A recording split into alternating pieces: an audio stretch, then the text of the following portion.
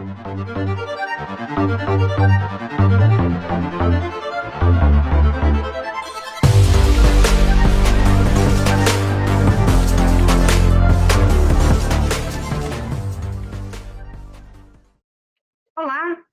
meu nome é Oriana e eu estou aqui para apresentar para vocês mais uma entrevista feita da série Thinkers em Ação.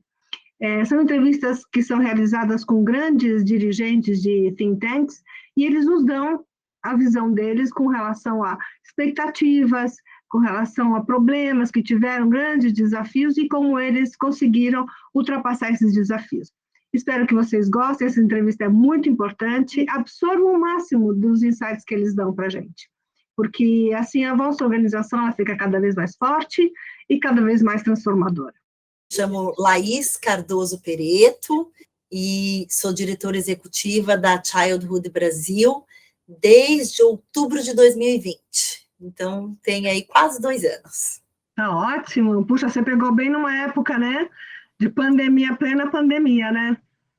Olha, foi um baita desafio, porque a gente estava totalmente home office, né? Totalmente isolado.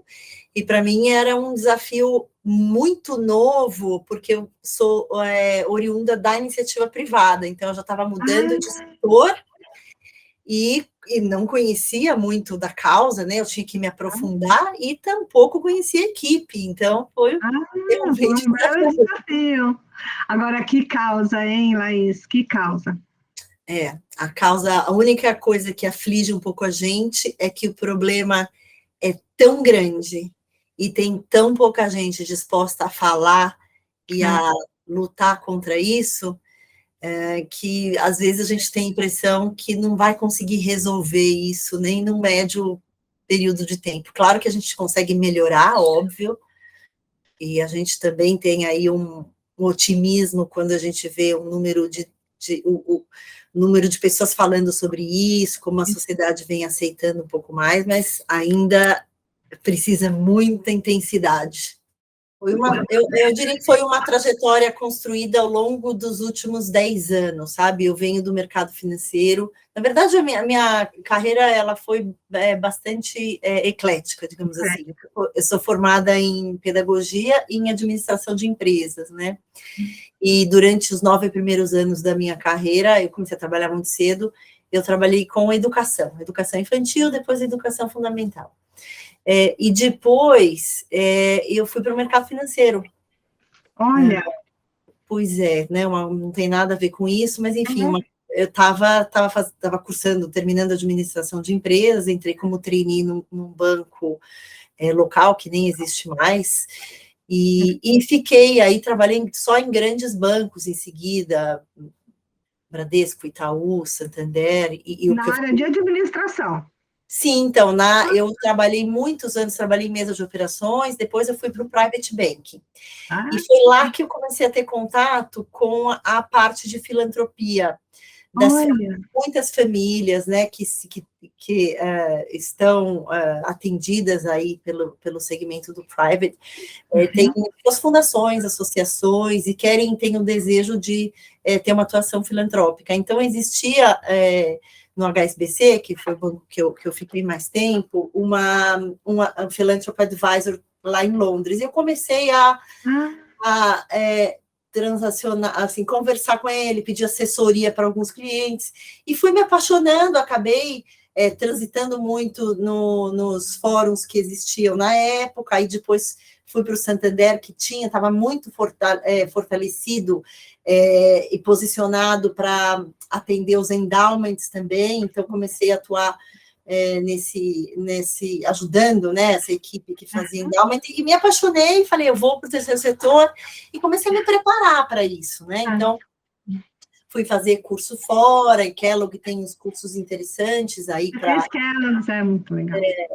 E aí chegou o momento que falei, bom, não dá para fazer as duas coisas, né? Eu vou ter que abrir. Já tinha uma atuação voluntária na escola das crianças, a gente estava já há algum tempo trabalhando um projeto de diversidade, inclusão racial, estava também no Grupo Mulheres do Brasil, particularmente com empreendedorismo feminino, ali numa das vertentes que tem o grupo.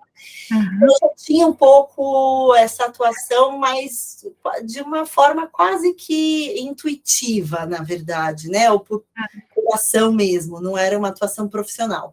E quando eu decidi que ia ser profissional, obviamente eu saí do banco e muito rapidamente aí o Headhunter me procurou e eu comecei a minha antecessora estava de mudança para fora do país, aí entrei no processo aí de seleção. Então, a causa, a Childhood faz especificamente enfrentamento de violência sexual contra crianças e adolescentes. É uma causa muito difícil. É um tema indigesto que as pessoas não querem falar sobre isso. Eu sou absolutamente agora inserida nesse contexto, apaixonada pela causa, é uma causa do coração. Mas ela entrou em mim, ela não veio naturalmente. Naturalmente, claro. Eu diria, quando você vê meus interesses de voluntariado, eles eram mais na linha de equidade de gênero, de equidade racial, que, na verdade, tem um recorte que transita muito com a própria violência sexual contra crianças e adolescentes, né? Porque acaba sendo muito mais com o gênero feminino, acaba, obviamente, sendo muito mais incidente na população de pretos e pardos, então acaba que também tem uma transversalidade, né? Eu sinto uma felicidade de estar atuando para mudar a realidade desse país. É muito satisfatório saber que a gente coloca o talento que a gente tem, a experiência que a gente tem, tempo e energia em alguma coisa que vai fazer bem, que está fazendo bem e que a gente já tem mudanças estruturais aqui acontecendo pela atuação da Childhood. É muito satisfatório. É realmente uma coisa... Eu nunca imaginei isso. Trabalhava em banco, claro, né? A gente trabalha para caramba, é cobrado por meta, assim, e eu não tinha não só essa impressão da profissionalização no terceiro setor, como a quantidade de tempo que a gente envolve. Então, meu marido, quando eu fiz essa transição, ele achava que eu ia trabalhar menos, que eu ia tranquila, né?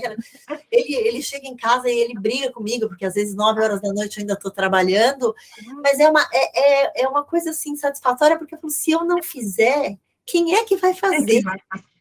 Eu preciso fazer, é satisfatório mesmo. Então, quase que se mistura uma coisa que a gente faz por profissão, uma coisa que a gente faz por acreditar de verdade, por acreditar que a gente está... Quase não, se mistura mesmo, que a gente está gerando uma mudança e por satisfação.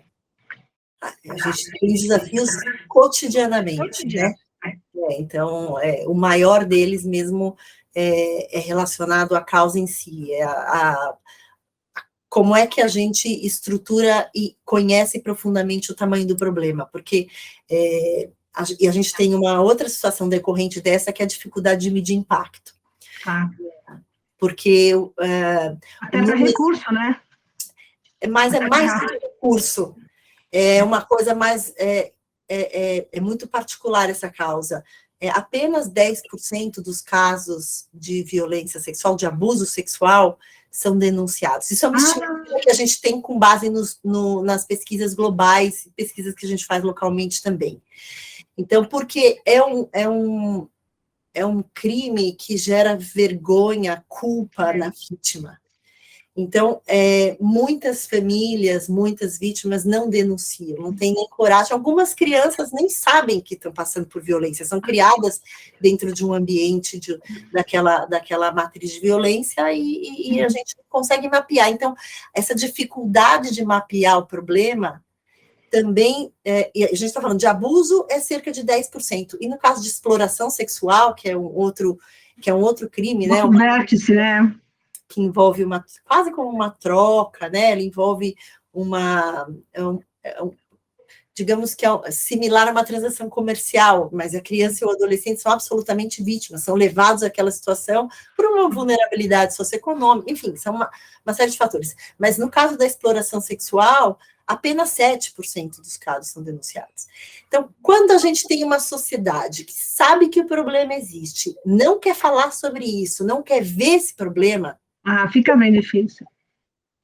como é que a gente vai mapear o impacto também que a gente gera. Então, a gente está trabalhando em mapear o impacto dos projetos.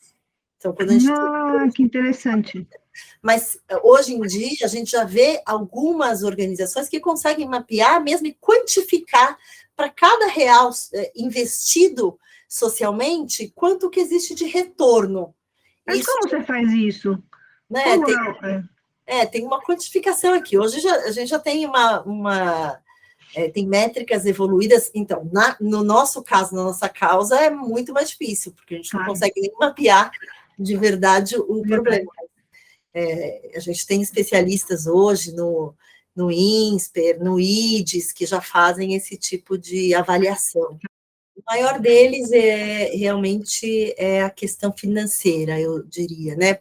Hoje eu tive um almoço que, na verdade, a gente vai fazer um evento agora, em uma parte importante de um recurso que a gente levanta para manutenção institucional, e eu fui imaginando que eu ia poder pedir, né, para as pessoas participarem, me patrocinarem, mas, na verdade, as pessoas estavam pedindo para mim, para a gente, né, para a gente patrocinar a causa delas. Então, você vê que é uma dificuldade, tangente a quase todas as organizações que não são conectadas com empresas ou com famílias, né? Porque aí elas já têm o recurso próprio. Nós somos uma associação independente, então a gente tem, sim, que fazer Você tem associados, doadores associados, são pessoas. A Childhood, ela foi aqui no Brasil, ela foi constituída como uma associação sem fins lucrativos, né? É uma município, uma organização sem fins lucrativos. Ela está conectada com a World Childhood Foundation, que é o instituto fundado pela Rainha Silvia da Suécia, e que tem escritórios em 4 países do mundo. E quando a gente conta um pouco a nossa história, as pessoas imaginam que a gente tenha o recurso que vem de fora, mas não tem. Não tem. Não. Cada escritório ele tem que ser mantido pela sua capacidade própria.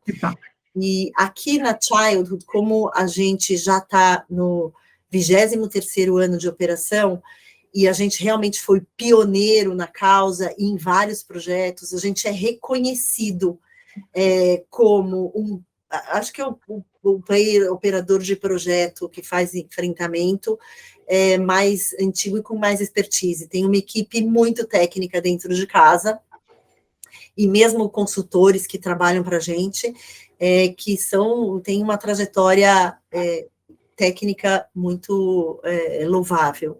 E nós somos reconhecidos por isso. Então, 70%, ordem de grandeza, mas 70% dos nossos recursos, eles são oriundos de projetos que são patrocinados diretamente por empresas, ou às vezes outras entidades, mas que têm um foco específico. A gente só entra em projetos em que a gente tenha uma diretriz nossa, em que a gente tenha o funding. Às vezes a gente consegue funding internacional, a gente faz rodadas com fundações que a gente conhece e também nos ajudam, mas normalmente entra para projeto. O que é difícil aqui na nossa atuação é o recurso institucional, que é o recurso que vem para manter a estrutura que a instituição, né? Claro. Essas 12 pessoas que são colaboradores nossos dentro da Child, mas coisas básicas, nosso escritório, tudo. A gente precisa. Não adianta a gente achar que a gente vai conseguir fazer isso, um serviço técnico de tão alta qualidade com voluntário.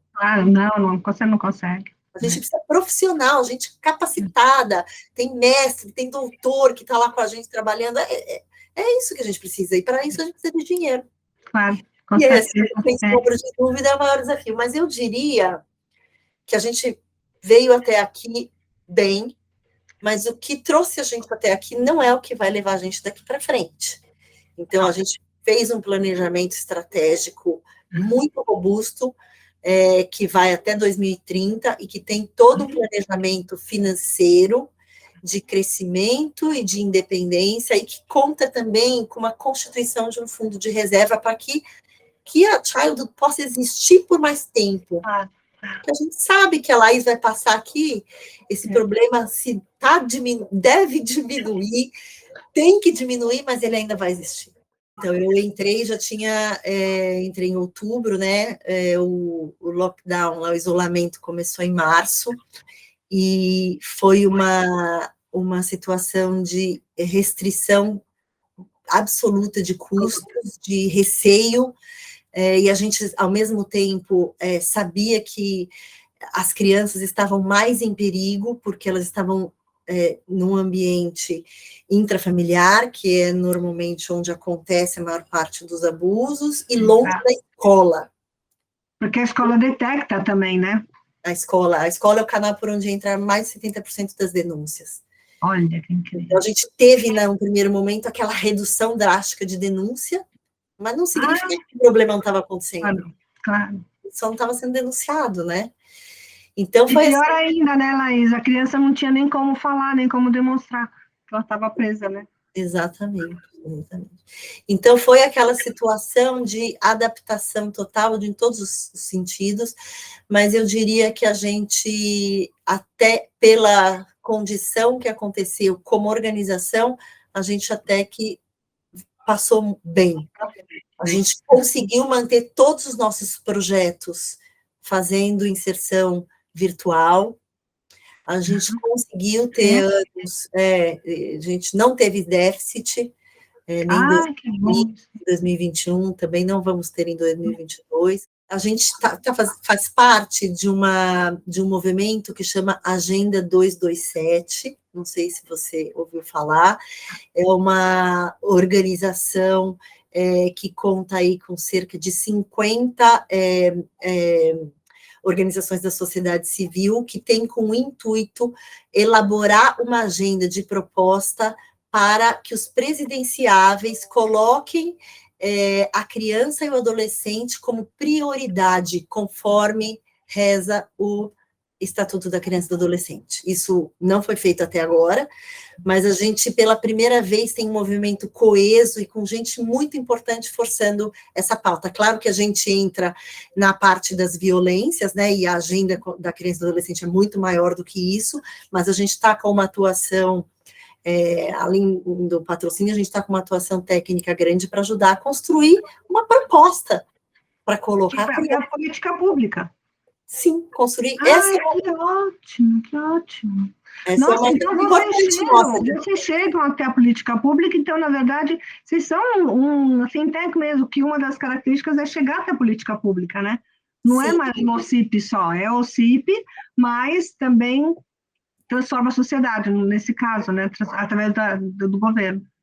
Sim, a gente tem 3 linhas muito claras, né, e uma linha de prevenção de exploração sexual, que normalmente são as parcerias com a iniciativa privada.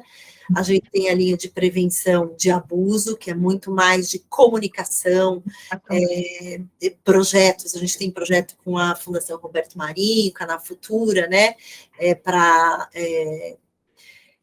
ajudar as crianças a se proteger, a entenderem as situações de perigo e se protegerem, tanto de violência sexual, como violência física e também violência no ambiente virtual. E a terceira linha muito forte é a linha de advocacy. A gente, em 2017, ajudou a escrever uma lei e ajudou a aprovar, forçou mesmo. Tá brincando? Sério? Nossa, Laís, isso é tão difícil, é tão raro. Pois é, Lei 13.431, de 2017. E essa é uma das coisas que mais me orgulha na organização. Sim. É ter feito alguma coisa que, de fato, causou uma mudança já estrutural.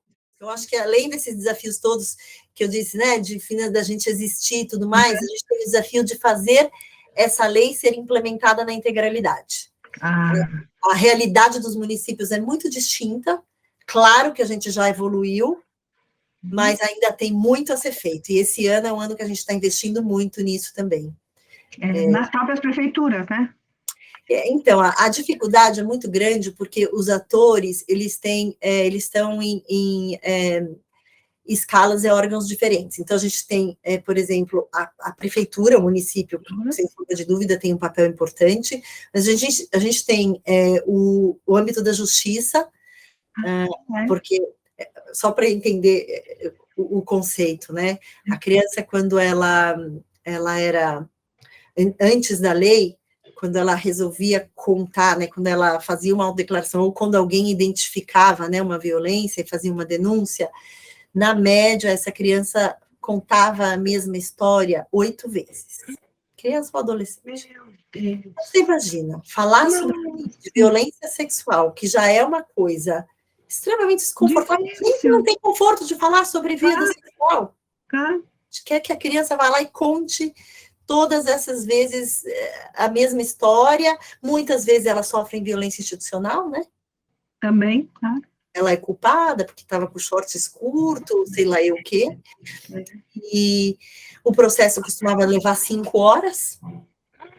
5 horas, desculpa, 5 anos. 5 anos, O processo levava 5 anos para acabar, e no meio desse processo, na hora de fazer o depoimento, a criança ainda era colocada do lado do réu.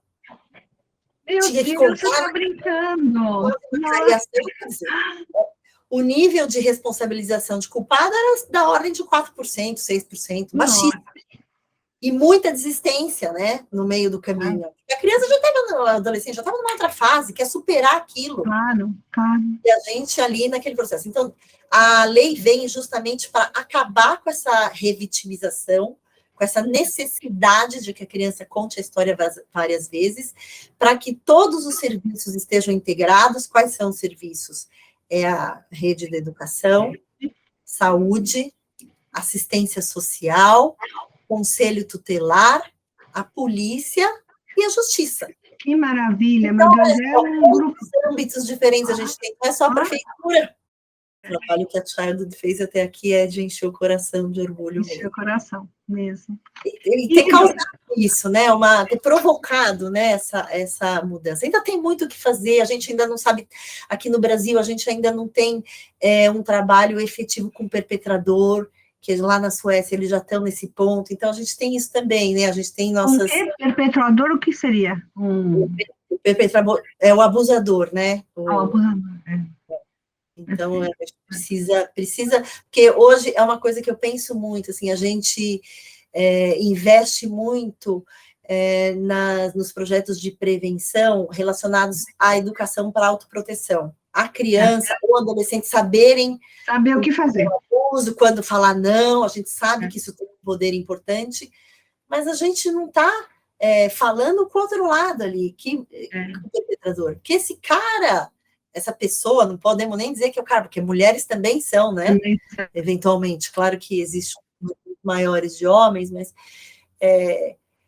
precisa ser feito um trabalho muito forte para abrir os olhos dessas pessoas. A gente usa muito esse termo leigo, né? A gente não na Child, mas assim, a sociedade se refere ao perpetrador como pedófilo. Mas não é necessariamente. Não, a pedofilia é uma doença, né, caracterizada, tem CID e tudo mais, e a maior parte dos abusos são cometidos por pessoas que não são portadoras dessa doença. Exato. Elas têm uma vida sexual saudável, mas saudável no sentido de que também tem uma vida sexual adulta normal, e se aproveitam de crianças e adolescentes quando têm a oportunidade. E são parentes já, né? Gente próxima, né? Perto de casa. Mais de 70%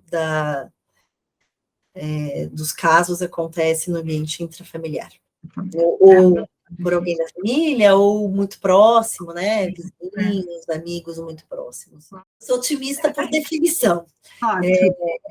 Como a gente tem outras organizações agora que também estão falando sobre a causa, a gente tem aí o Instituto Liberta, que é um grande ator na parte de comunicação com o público em geral, porque a gente fica muito mais nos projetos, na parte técnica, então é bom ter também outras organizações que estão atuando, a gente tem a Unicef sempre presente, Plan Internacional, enfim, tem vários parceiros aí que estão também ajudando a difundir toda a questão de prevenção às violências. E se eu sempre penso nisso, né? É difícil, a causa é difícil. Às vezes dá um desânimo, a gente vê as notícias que chegam até nós, os casos, dá aquela tristeza, mas aí eu paro e penso e falo, bom, se eu fosse uma dessas crianças, né, que passando por um... Qual que é o momento em que eu mais tenho esperança de mudança? É agora. É agora. Existia, mas a gente nem sabia que esse problema existia. A gente nem falava sobre ele. Exato. Então, eu acho que o caminho está certo, a velocidade está errada, a gente tem que ser mais rápido, a gente, como sociedade, tem que se estruturar, tem que ir para cima com mais força. Mas a gente está fazendo. Está fazendo. Tá? Olha, e em 2019, a World Childhood Foundation patrocinou uma pesquisa junto com a Oak Foundation que chama Out of the Shadows, né? Fora das sombras. E essa pesquisa, ela mapeou como é que 60 países enfrentavam o problema da violência sexual. Em 4 pilares.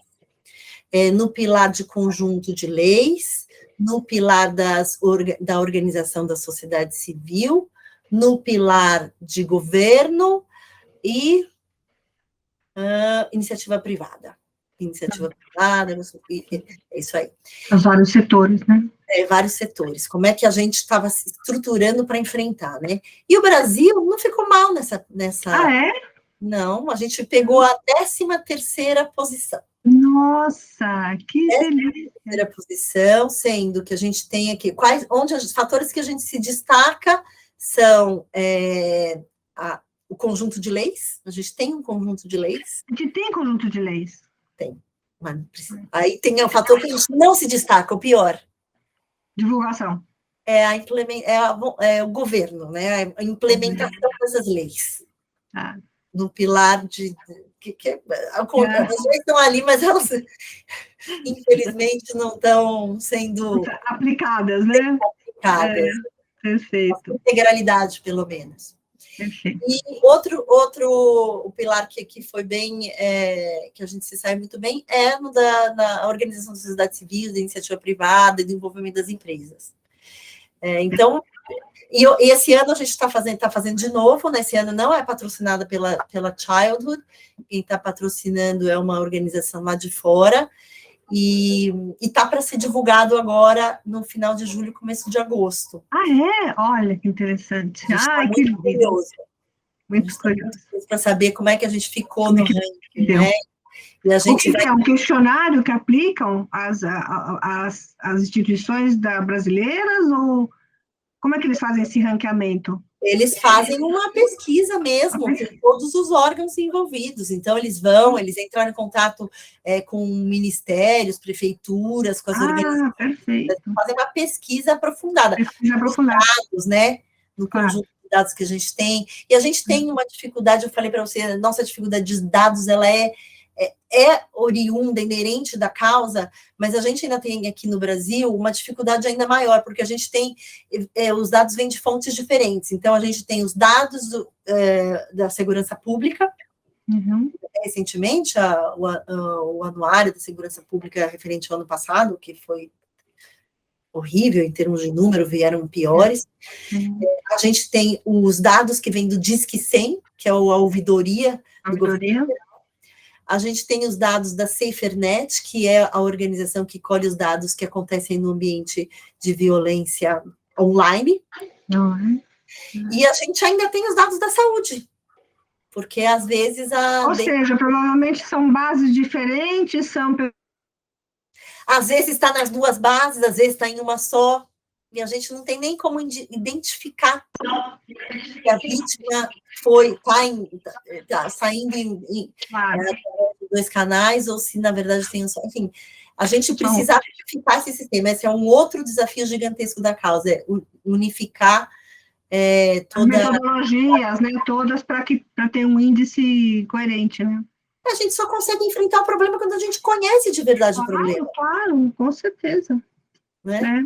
E você pode comparar até com outros países, né? Então, você tem uma coisa mais de comparabilidade, né? Exato. Perfeito. Exato. Mas assim, a gente sabe que não é só a gente que passa por isso, a gente tem muita conexão com outras organizações em outros países, e eu acho que esse ranking aí de 2019 do Out of the Shadows, ele foi bem fiel, quando mostrou até onde a gente estava bem, onde a gente estava mal. Vamos ver o que vem agora em 2022, e eu vou fazer questão de mostrar para vocês.